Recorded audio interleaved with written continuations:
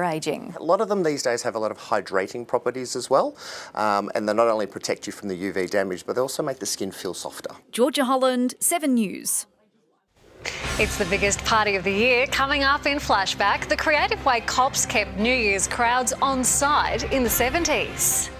Plus the forecast for New Year's Eve, tonight's weather coming up next.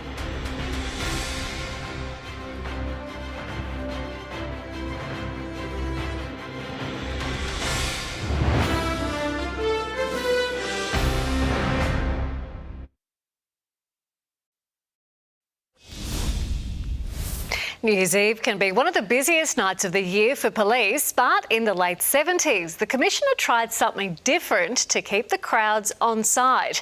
Tonight in Flashback, the Kiss a Cop campaign. Max Butcher reports.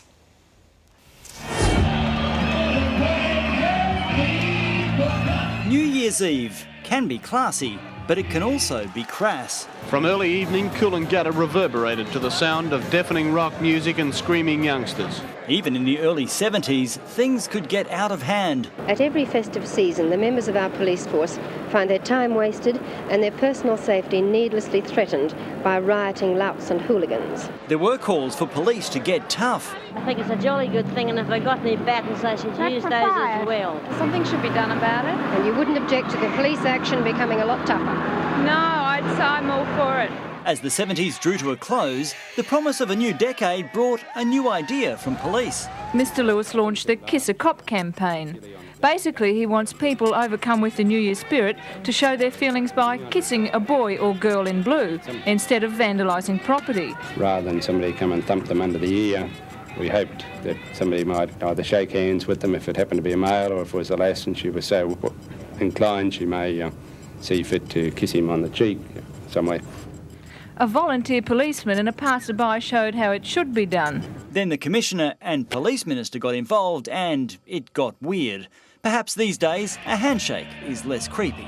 Police intentionally kept a low profile throughout the evening as huge crowds danced and drank in the streets of Coolangatta and Surfers Paradise.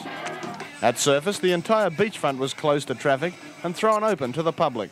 And of course, at midnight, the fireworks exploded over the beach.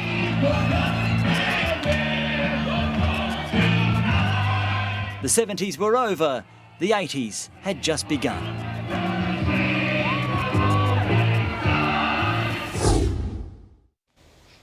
Weather now, Michelle, is the New Year's Eve forecast looking any better?